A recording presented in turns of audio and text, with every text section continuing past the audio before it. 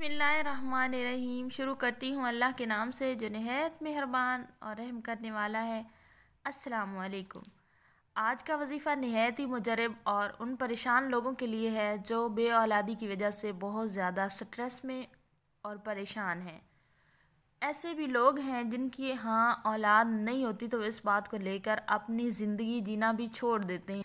इतने ज़्यादा मुश्किलात में घिर जाते हैं कि उनका सारा सुकून, बाकी सारी खुशियाँ इस एक परेशानी की वजह से गारत और ख़त्म हो जाती हैं। तो ये वजीफ़ा उन लोगों के लिए है। और इस वजीफ़े की कुछ शर्त हैं। शर्त नंबर 1, पहली शर्त यह है कि आपने बावुज़ू करना है। शर्त नंबर 2, दूसरी शर्त इसकी ये है कि आपने तसलसल के साथ करना है। तीसरी शर्त इसकी यह है कि आपने नमाज की पाबंदी लाजमी करनी है। चले वजीफ़े का तरीका बताना स्टार्ट करते हैं। वजीफ़े का तरीका ये है कि आपने 3 मरतबा दरूद इब्राहिमी पढ़ना है। वज़ू करके नमाज़ पढ़ के 3 मरतबा दरूद इब्राहिमी पढ़ना है। उसके बाद एक आयत है जो मैं आपको बताऊंगी, वो पढ़नी है 3 मरतबा, और आखिर में भी दरूद इब्राहिमी 3 मरतबा पढ़कर इस वजीफ़े को ख़त्म करना है और अल्लाह के हुज़ूर गिड़गिड़ा के दुआ करनी है।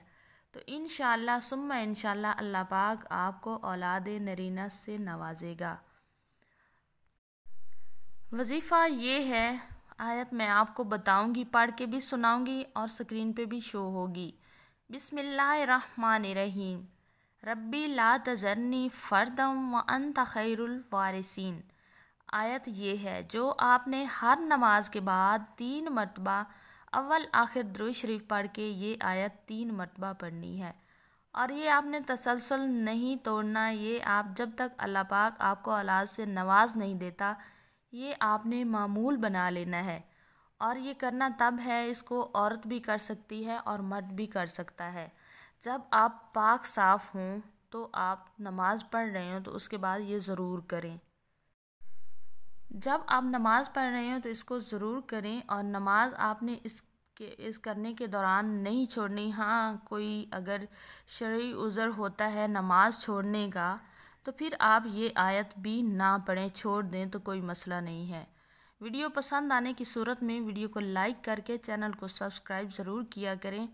बेल आइकन दबा के आल पे क्लिक कर दिया करें। शुक्रिया।